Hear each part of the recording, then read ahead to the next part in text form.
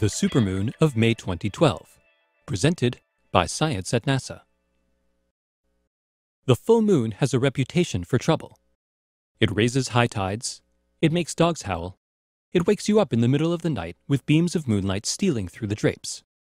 If a moonbeam wakes you up on the night of May 5, 2012, you might want to get out of bed and take a look. This May's full moon is a supermoon, as much as 14% bigger and 30% brighter than other full moons of 2012. The scientific term for the phenomenon is perigee moon. Full moons vary in size because of the oval shape of the moon's orbit. The moon follows an elliptical path around Earth with one side, perigee, about 50,000 kilometers closer than the other, apogee.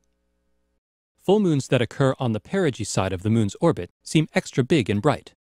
Such is the case on May 5th at 11:34 p.m. Eastern Daylight Time, when the moon reaches perigee. Only 1 minute later, the moon will line up with the Earth and the Sun to become gloriously full. The timing is almost perfect. Okay, the moon is 14% bigger than usual, but can you really tell the difference? It's tricky. There are no rulers floating in the sky to measure lunar diameters. Hanging high overhead with no reference points to provide a sense of scale, one full moon can seem much like any other. The best time to look is when the moon is near the horizon.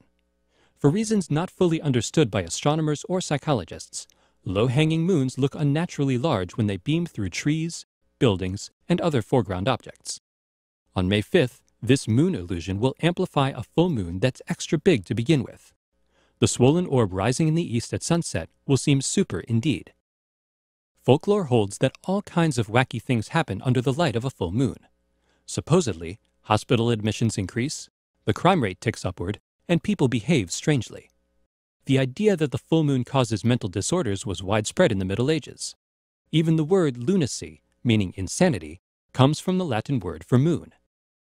The majority of modern studies, however, show no correlation between the phase of the moon and the incidence of crime, sickness, or human behavior.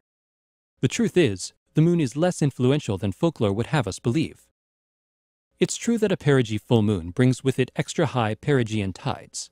But according to the National Oceanic and Atmospheric Administration, this is nothing to worry about. In most places, lunar gravity at perigee pulls tidewaters only a few centimeters, an inch or so, higher than usual. Local geography can amplify the effect to about 15 centimeters, 6 inches. Not exactly a great flood. Super perigee moons are actually fairly common. The moon becomes full within a few hours of its closest approach to Earth, about once a year on average. The last such occurrence occurred on March 19, 2011, producing a full moon that was almost 400 kilometers closer than this one. As usual, no trouble was reported. That is, unless you count a midnight awakening as trouble. If so, close the drapes on May 5th. Otherwise, enjoy the super moonlight. For more news about big bright things in the night sky, visit science.nasa.gov.